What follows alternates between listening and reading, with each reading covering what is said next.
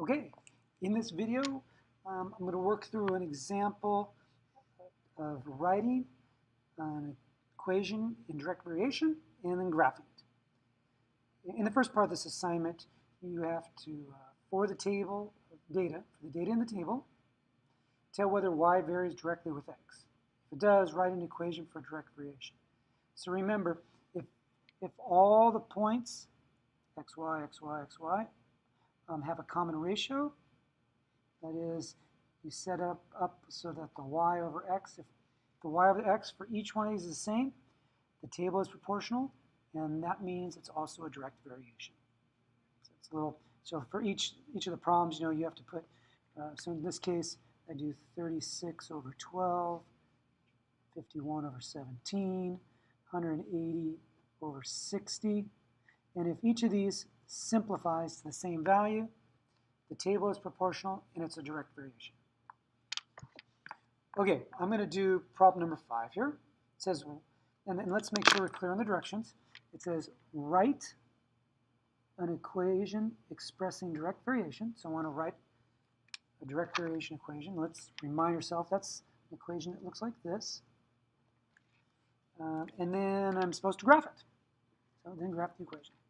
I'm going to turn the paper over now, and we'll go into detail about that. But I'm going to do number 5. So it says y varies directly as x. That's code right there for a direct variation. And y equals 14 centimeters when x equals 8 centimeters. So turn it over. I'm going to write an equation of direct variation, and I'm going to graph the equation. So 5 told us y varies directly as x, and y equals 14 when x equals 8. So an equation of direct variation looks like this. Y equals kx. What we need is we need to find what k is. So in order to do that, I'm going to take this equation here and I'm going to solve it for k. That means I'm going to get k by itself. So here it is, y equals kx. If I want to get k by itself, this is k times x. So if I want to get k by itself, I'm going to divide both sides by x, which I show here in red. And conveniently, the x's cancel out. And what I'm left with is k equals, and I'm just going to move this over here now, y over x. So now I have a way to find a value of k. Well, in the case I'm given, y is 14. So here's my y. So I'm going to substitute this 14 into this y. And my x here, when y was 14, says x is 8. I'm going to put the 8 right here. And so k is equal to 14 over 8. Now, so can I simplify this? Sure. And at least divide by 2, top and bottom. It's always good to simplify these things. So do simplify. So we have 7 over 4. So just one last time here, k is equal to 7/4. And this is what I need in order to finish my equation there. That's k. There's k. So my equation I'm going to write is going to look like this.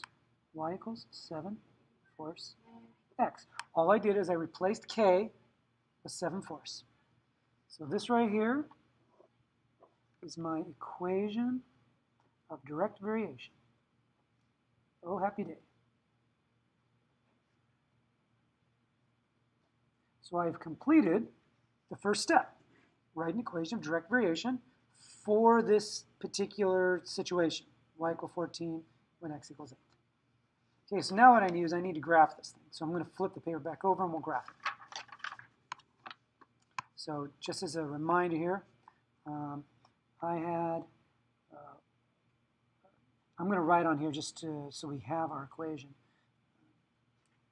I want to be able to see the whole. Grid. So I'll write it up here. So y equals 7/4 x. That was the equation we came up with. So let's graph this.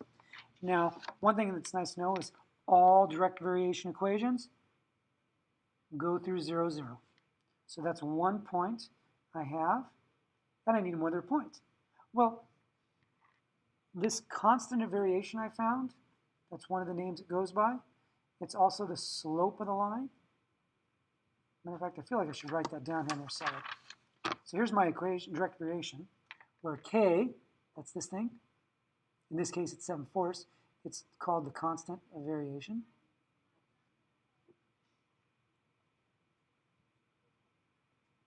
It's also called the constant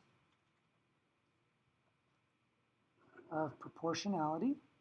Remember, this is for direct variation equations. There's plenty of other different kind of linear equations where slightly different things may happen. Constant of proportionality. It's also the slope of the line. That is, it's the change in y over the change in x. So we want to recall this is the slope of the line. It'll help us graph. So here I am again. So if 7/4 is the slope of the line, that means I need to move up 7, 2, 4, 5, 6, 7, and to the right 4. Right there. Right, so up 7/4. And let's see if I have a ruler right here. I will draw a line. So I always like to put my pen down first and bring my ruler over and line up what I need to line up. And I'm going to draw my line like this. So this is the graph, and it looks like I'm a little off, but there's something to notice about this. I was given y = 14, x = 8.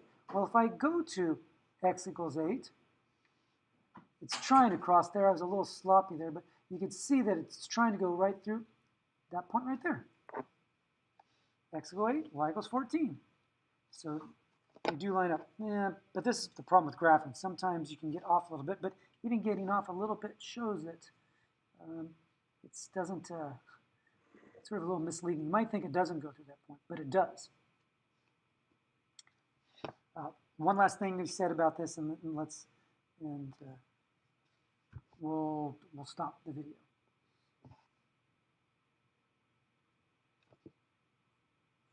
No, let me stop here. The video's long enough. You guys have a good time. Hope this helps. So let's wrap up again. We found the equation of direct variation. Here's the form. We first had to, so the first thing we did is we found